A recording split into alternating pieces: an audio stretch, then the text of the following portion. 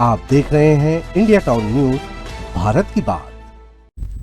नमस्कार, आप देख रहे हैं इंडिया टाउन न्यूज और मैं हूं आपके साथ हर्षिता। स्वागत है आपका हमारे खास बुलेटिन खबरें मध्य प्रदेश से, जहां हम आपको मध्य प्रदेश की महत्वपूर्ण खबरों से रूबरू कराएंगे।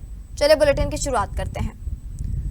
खंडवा में निजी स्कूलों द्वारा बढ़ाई गई फीस के विरोध में महिला कांग्रेस मैदान पर उतर आई है। जिला महिला कांग्रेस अध्यक्ष हेमलता पालीवाल के नेतृत्व में कांग्रेस कार्यकर्ताओं ने कलेक्ट्रेट पहुंचकर प्रशासन को ज्ञापन सौंपा और फीस वृद्धि पर रोक लगाने की मांग की।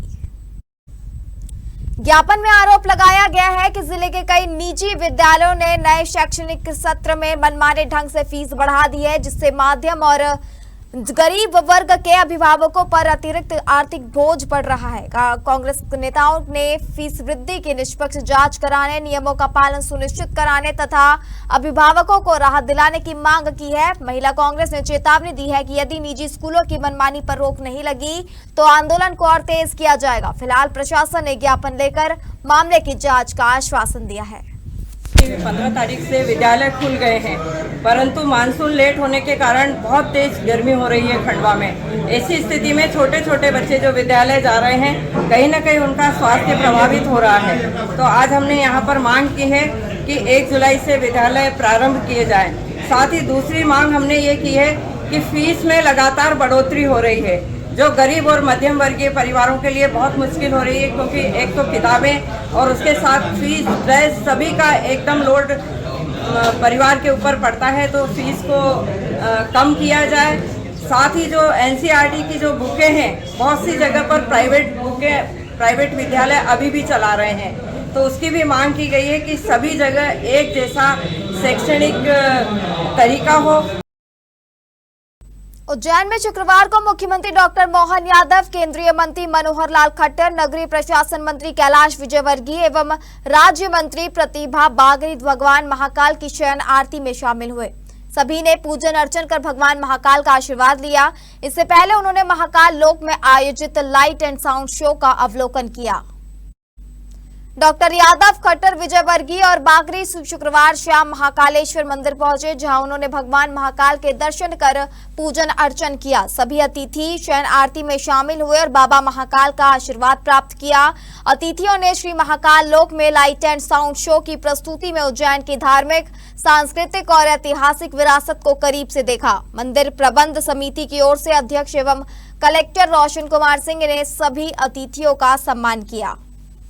मस्त की पूर्व तैयारी सहित उज्जैन के डेवलपमेंट के काम, प्रदेश के विकास के नए नए आयाम को लेकर के यशस्वी प्रधानमंत्री श्रीमान नरेंद्र मोदी जी के 12 वर्ष पूरे होने के बाद नए साल की नई इबारत 13वें साल के प्रवेश में मध्य प्रदेश के अंदर अलग अलग प्रकार के कामों की समीक्षा आज उज्जैन में भारत सरकार के शहरी विकास मंत्री और ऊर्जा मंत्री श्रीमान मनोहर लाल खट्टर जी की मौजूदगी में हुई।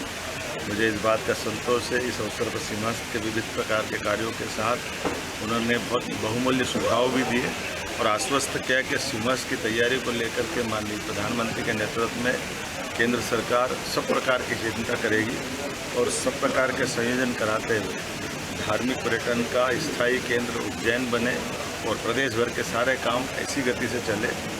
इसी के साथ महाकाल के महालोक का दर्शन, लाइट एंड साउंड शो, यहाँ विक्रमादित्य हेरिटेज होटल में उनका रहना हम सबके लिए सौभाग्य। उज्जैन सिंह 2028 की तैयारियों को लेकर केंद्र और राज्य सरकार ने बड़ा संदेश दिया है। केंद्रीय ऊर्जा, आवासन और शहरी कार्य मंत्री मनोहर लाल खट्टर और मुख्यमंत्री डॉक्टर मोहन यादव ने समीक्षा बैठक के बाद संयुक्त प्रेस वार्ता में कहा कि सिंहस्थ के आयोजन में केंद्र सरकार हर संभव सहयोग करेगी। उज्जैन के विकास, स्वच्छता, ऊर्जा और अधोसंरचना को लेकर कई महत्वपूर्ण योजनाएं पर भी चर्चा की गई है। बैठक में सिंहस्थ 2028 से जुड़े विभिन्न विभागों की तैयारियों की समीक्षा की गई। केंद्रीय मंत्री खट्टर ने बताया कि दिल्ली से वरिष्ठ अधिकारियों ने भी बैठक में भाग लिया और सिंहस्थ के दौरान करोड़ों श्रद्धालुओं के लिए आवश्यक व्यवस्थाओं को लेकर विस्तृत चर्चा की गई। उन्होंने कहा कि केंद्र सरकार सभी जरूरी परियोजनाओं में प्रदेश सरकार के साथ मिलकर काम करेगी। केंद्रीय मंत्री ने कहा कि इंदौर के स्वच्छता मॉडल को देश भर में लागू करने की दिशा में प्रयास किए जा रहे हैं। मुख्यमंत्री डॉक्टर मोहन मोहन यादव ने कहा कि प्रधानमंत्री नरेंद्र मोदी के नेतृत्व में शहरी विकास और आधारभूत संरचना के लिए पर्याप्त संसाधन उपलब्ध कराए जा रहे हैं। सिंहस्थ 2028 को ध्यान में रखते हुए उज्जैन के लिए विशेष विकास योजनाएं तैयार की जा रही है। क्षमता वाला सीबीजी प्लांट ये चल रहा है और ग्वालियर में भी 100 टीपीडी का क्षमता का प्लांट ये काम कर रहा है। राज्य में 5 और बड़े सीबीजी प्लांट ये स्थापित किए जा रहे हैं ताकि इनमें से हमारी घरेलू आवश्यकता, खास करके गैस की आवश्यकता, उसकी भी पूर्ति होगी और हमारा जो कचरा है जिस कारण उसका भी उपयोग होगा।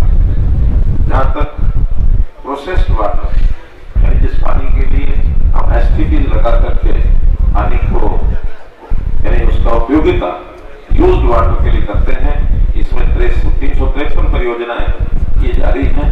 150 से अधिक पूर्ण होने की संभावना है। नर्मदा सहित प्रमुख जल स्रोतों को प्रदूषण से बचाने के लिए और इसमें बहुत बड़ी मदद पूरी मिलेगी। श्रीमान मनोहर खट्टर साहब स्थानीय शासन और खासकर शहरी विकास और अर्बन डेवलपमेंट ऊर्जा विकास मंत्री, और मैं इस नाते से उनका यहाँ इस कार्यक्रम के साथ साथ उज्जैन के अंदर दुनिया का सबसे बड़ा मेला जब होने वाला है और उस मेले की व्यवस्थाओं को लेकर के वो खुद चल करके अपने दिल्ली से न केवल स्वयं बल्कि अपने उच्च अधिकारियों के साथ यहाँ समीक्षा बैठक कर रहे हैं और बैठक के साथ लंबे समय तक मध्य प्रदेश को इस मेले के बाद भी राज्य के साथ विकास के नए पर्याय बनकर क्या क्या हो सकता है, विस्तार से कई सारी चीजों की समीक्षा की है। सिंहस्थ 2028 को भव्य, दिव्य और सुव्यवस्थित बताने की दिशा में उज्जैन में विकास कार्य तेजी से आगे बढ़ रहे हैं।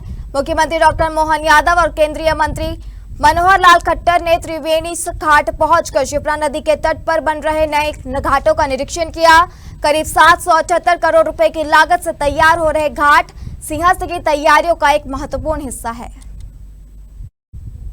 उज्जैन में सिंहस्थ 2028 की तैयारियां अब धरातल पर नजर आने लगी है। शनिवार को मुख्यमंत्री डॉक्टर मोहन यादव और केंद्रीय मंत्री मनोहर लाल खट्टर ने त्रिवेणी घाट पहुंचकर शिप्रा नदी के किनारे निर्माणाधीन घाटों का निरीक्षण किया और अधिकारी से प्रगति की जानकारी ली।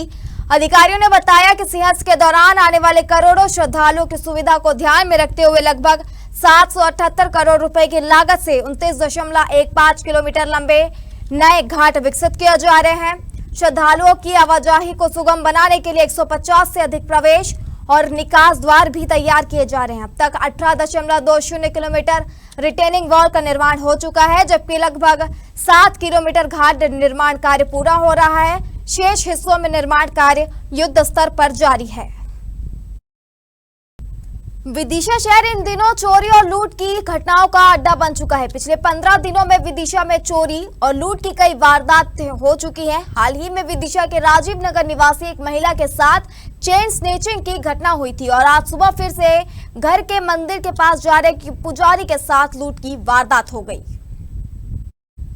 आपको बता दें कि विदिशा के बक्सरिया के रहने वाले पुजारी की शिकायत पर कोतवाली पुलिस ने मामला दर्ज कर लिया है। बताया गया कि पुजारी से बदमाशों ने उनका 2 पहिया वाहन, मोबाइल फोन और रुपए लूट लिए। आरोपियों को पकड़ने के लिए एसपी के निर्देशन में टीम गठित की गई।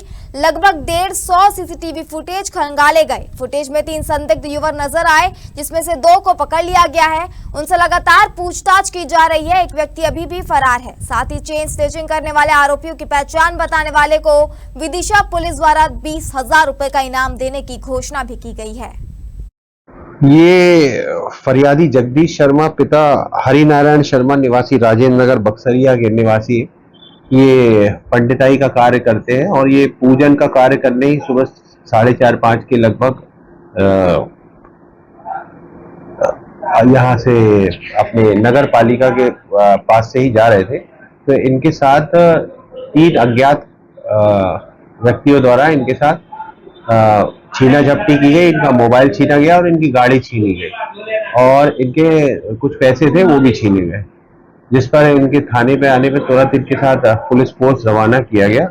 वरिष्ठ अधिकारियों को जानकारी दी गई तो उस पर तत्काल हमारे श्रीमान पुलिस अधीक्षक महोदय द्वारा एक टीम गठित की गई, जो हमारे अतिरिक्त पुलिस अधीक्षक महोदय के मार्गदर्शन में और हमारे सीएसपी सर के निर्देशन में इस टीम ने कार्य किया, जिसने आसपास के सभी लगभग 150 से 200 सीसीटीवी फुटेज कैमरा जो है हमने चेक किए, जिसमें पाया गया कि ये 3 लड़के यहाँ से शहर के बाहर से होते हुए शहर के बाहर बाईपास पे निकल गए, उसके बाद ये दिखाई नहीं दी।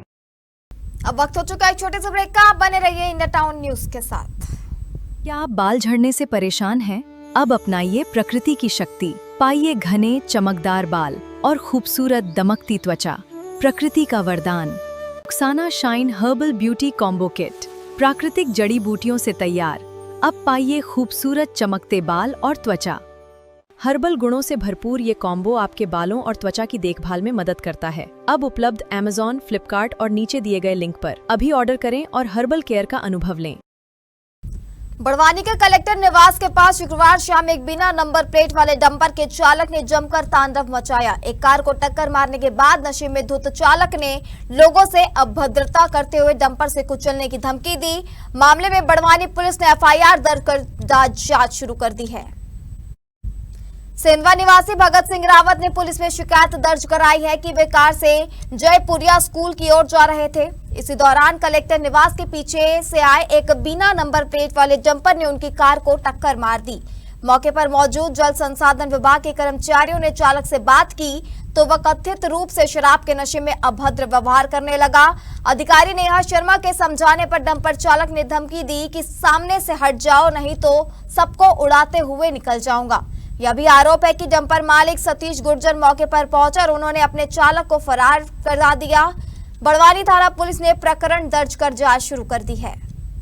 आज हमारे सर कारंजा से जयपुरिया स्कूल जा रहे थे तो कलेक्टर मैडम के बंगले के सामने और हमारे ऑफिस के जस्ट सामने पीछे से बिना नंबर नाम प्लेट के और बिना साइड ग्लास के स्पीड में डंपर चालक डंपर से सर की कार को इन्हें टक्कर मारी।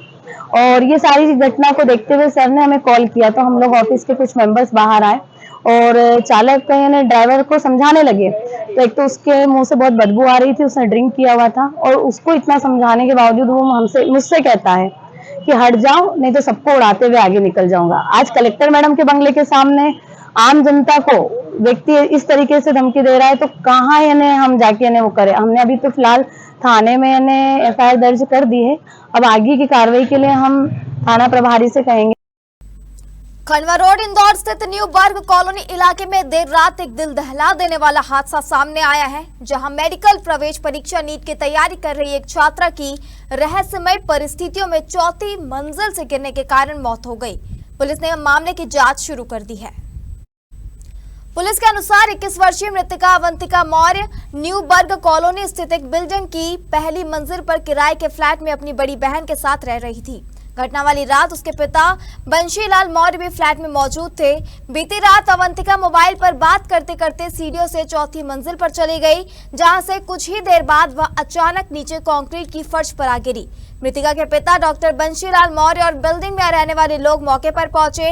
परिजनों ने अवंतिका को जुपिटर अस्पताल पहुंचाया, जहां से प्राथमिक उपचार के बाद डॉक्टरों ने उसे MY अस्पताल रेफर कर दिया, जहां दूसरे दिन सुबह अवंतिका ने दम तोड़ दिया। पिता बंशीलाल मौर्य ने पुलिस को बताया कि अवंतिका नीट की तैयारी कर रही थी, उसके कारण वह डिप्रेशन में थी। पुलिस ने अवंतिका के मोबाइल फोन को कब्जे में ले लिया है। पुलिस कॉल डिटेल रिकॉर्ड खंगालने के साथ साथ घटनास्थल के हालातों की बारीकी से तफ्तीश कर रही है। ये सर हम लोग करीब 11:30 बजे की बात है, नाइट की। उसमें क्या हम लोग वो पहली मंजिल पे रह रही थी, लेकिन वो तीसरी या चौथी मंजिल पे जाके वहाँ से गिरी है। जैसे हम लोग कुछ लड़के हम लोग बाहर रोड पे हम लोग घूम रहे थे, उन्होंने आवाज़ लगाई जैसे, तो फिर हम तुरंत उठ के दौड़े हम लोग और हॉस्पिटल लेके आए हम।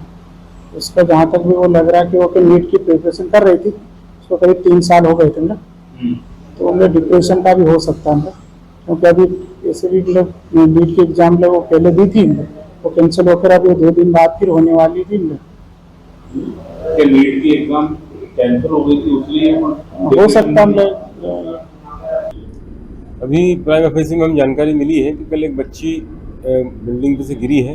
गिरने से उपचार के दौरान उसकी मृत्यु हुई है और अभी उसका पोस्टमार्टम कराया जा रहा है। अब जांच में जो तथ्य आएंगे उसके आधार पर ये निर्णय होगा कि ये गिरी है, आत्महत्या की है या एक्सीडेंटल गिरी है। अब इसकी जांच चल रही है। सर पुलिस या मेडिकल की टीम मौके पर गई थी, कुछ देखा नहीं, FSL टीम का भी विजिट कराया गया है, लेकिन ऐसे कोई एविडेंस नहीं मिले। अब ये इसके मोबाइल कॉल डिटेल वगैरह की जानकारी के आधार पर कुछ निकलेगा तो बताएंगे। रतलाम शहर की औद्योगिक क्षेत्र थाना पुलिस ने 2 अवैध पिस्टल, 6 जिंदा कारतूस और 2 वाहन सहित 6 आरोपियों को गिरफ्तार किया है। कार्रवाई रात्रिकालीन वाहन चेकिंग के दौरान सैलाना रोड स्थित सिद्धि विनायक कॉलोनी के पास की गई। जानकारी के अनुसार थाना प्रभारी गायत्री सोनी के नेतृत्व में पुलिस टीम रात में वाहन चेकिंग कर रही थी। इसी दौरान पलसोड़ा की ओर से एक मोटरसाइकिल और एक एक्टिवा पर सवार 6 युवक तेज गति से आते दिखाई दिए। पुलिस ने दोनों वाहनों को रोककर तलाशी ली तो बाइक चला रहे रोहित उर्फ कृष्णा के पास से अवैध पिस्टल और 4 जिंदा कारतूस और एक्टिवा चला रहे जितेंद्र से एक अवैध पिस्टल और 2 जिंदा कारतूस मिले। आरोपियों के पास ड्राइविंग लाइसेंस और अन्य आवश्यक दस्तावेज भी नहीं थे। पुलिस ने मौके से दोनों अवैध पिस्टल, 6 जिंदा कारतूस, एक बाइक और एक एक्टिवा को जब्त कर सभी 6 आरोपियों को गिरफ्तार कर लिए गए। सामग्री की अनुमानित कीमत करीब 1,80,000 रुपए बताई गई है। पुलिस के आरोपियों के खिलाफ आर्म्स एक्ट तथा मोटर व्हीकल एक्ट के तहत प्रकरण दर्ज कर जांच शुरू कर दी है। पुलिस आरोपियों से हथियार के स्रोत के बारे में पूछताछ कर रही है। थाना रतलाम पुलिस के द्वारा 6 आरोपियों को गिरफ्तार किया गया। रोहित, माली, वरुण, अबरार, जितेंद्र उर्फ गोलू, दीपेश उर्फ छोटा गोलू और दीपांशु। 2 पिस्टल और 6 जिंदा कारतूस जो है जब्त किए गए। एक पल्सर मोटरसाइकिल, एक एक्टिवा भी जो है उनके पास से रिकवर की गई। जानकारी मिली थी कि विवाद को लेकर के जो है ये कहीं पे जो है वारदात करने को जा रहे थे। उसी को लेकर एक सघन चेकिंग लगाई गई थी। उसी चेकिंग के दौरान इनको आते हुए देखा गया। चेकिंग की गई। चेकिंग के दौरान ये जो है इनकी कमर से और कारतूस जो है और वेपन जो है बरामद किए गए हैं। सियासत 2028 की तैयारियों के बीच उज्जैन में पीएम एकता मॉल तेजी से आकार ले रहा है। शनिवार को मुख्यमंत्री मोहन यादव और केंद्रीय मंत्री मनोहर लाल खट्टर ने निर्माणाधीन परियोजना की प्रगति का जायजा लिया। अधिकारियों ने दोनों नेताओं के समक्ष प्रोजेक्ट की विशेषताओं और भविष्य में इसके महत्व को लेकर प्रेजेंटेशन दिया। प्रशासन का दावा है कि ये परियोजना सिंहस्थ 2028 से पहले उज्जैन को नई पहचान देने का काम करेगी। उज्जैन के हरी फाटक ब्रिज के समीप निर्माणाधीन पीएम एकता मॉल का शनिवार को मुख्यमंत्री डॉक्टर मोहन यादव और केंद्रीय मंत्री मनोहर लाल खट्टर ने निरीक्षण किया। इस दौरान कलेक्टर रोशन कुमार सिंह ने परियोजना की प्रगति और प्रस्तावित सुविधाओं की जानकारी दी। निरीक्षण के दौरान दोनों नेताओं ने प्रोजेक्ट से संबंधित प्रेजेंटेशन देखा और निर्माण कार्यों की समीक्षा की। अधिकारियों ने बताया कि केवल एक शॉपिंग मॉल नहीं होगा बल्कि पर्यटन, व्यापार, आवास और सम्मेलन सुविधाओं से युक्त एक आधुनिक बहुउद्देशीय केंद्र के रूप में विकसित किया जा रहा है। करीब 283 करोड़ रुपए की लागत से बन रहे इस मॉल में 123 showroom, multiplex, food court, game zone, rooftop restaurant, hotel और अत्याधुनिक कन्वेंशन सेंटर जैसी सुविधाएं विकसित की जा रही है। साथ ही 390 4 पहिया और 276 2 पहिया वाहनों की पार्किंग व्यवस्था भी उपलब्ध रहेगी। हमारे खास बुलेटिन खबरें मध्य प्रदेश से फिलहाल इतना ही। आप बने रहिए इंडिया टाउन न्यूज के साथ। नमस्कार। आप देख रहे हैं इंडिया टाउन न्यूज, भारत की बात।